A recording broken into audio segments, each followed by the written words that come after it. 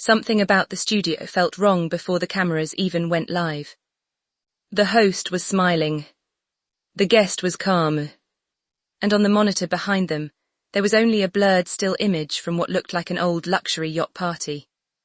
No names, no audio, no explanation. Just one frozen frame.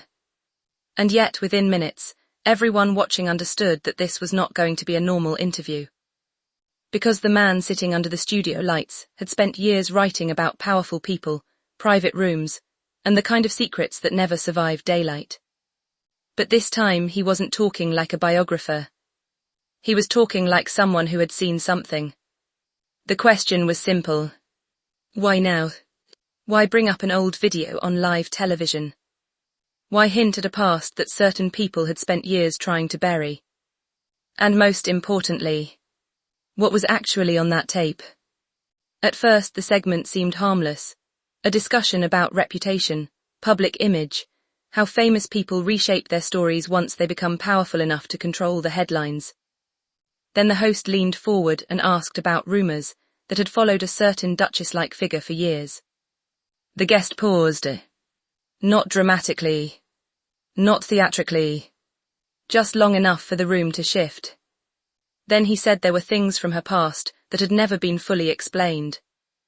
The host tried to move on quickly, but the damage had already started, because behind him the blurred image changed. A yacht deck. Nighttime.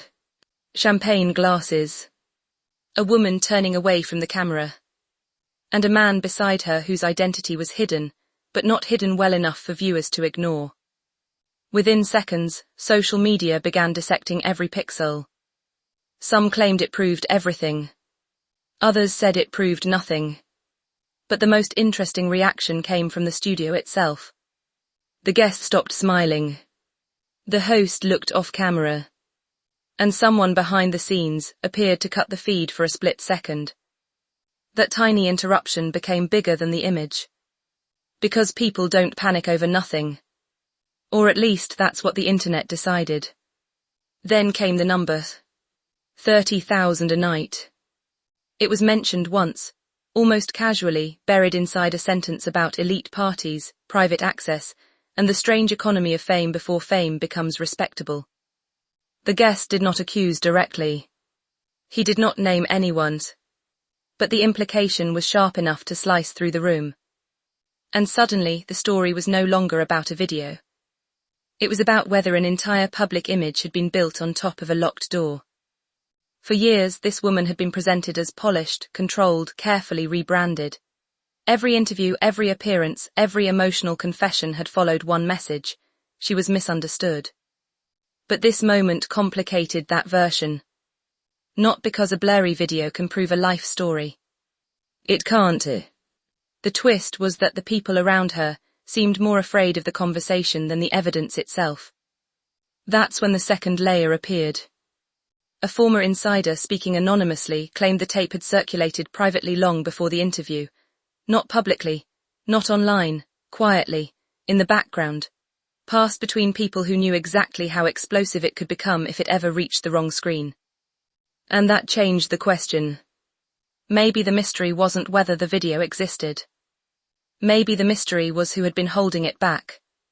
Because in celebrity scandals, secrets rarely appear by accident.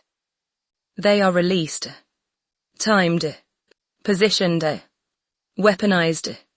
The live interview began to look less like a revelation and more like a warning shot.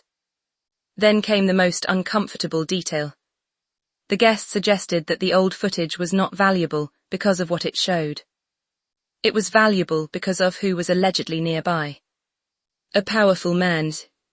A controversial circle. A social world built around access, money and silence. Suddenly the yacht was not just a yacht. It became a symbol of a past that refused to stay private. And whether the woman in the footage had done anything wrong almost became secondary to the bigger question. Who else was on that boat, and why were so many people desperate not to discuss it? By the next morning, denial came fast. Friends dismissed the segment as cruel gossip. Supporters called it a smear campaign. Critics said the panic proved there was more coming. But the most telling silence came from the people who usually respond instantly. No fiery statement. No carefully worded legal threat released within minutes. No dramatic public correction. Just silence. And silence in a scandal like this becomes its own headline. Because once a reputation is built on control, the loss of control becomes visible. The guest never played the full tape. He never gave the audience the clean answer they wanted. And maybe that was the point. A complete video ends the mystery. A blurred image extends it. A direct accusation can be denied. An implication keeps breathing. That is why the segment spread so quickly. Not because viewers had proof, but because they had just enough uncertainty to keep watching, keep guessing, keep arguing. And by the end, the most damaging thing was not the yacht, the rumor, or even the number. It was the possibility that the public had only ever seen the edited version of a much larger story. Because fame can polish almost anything.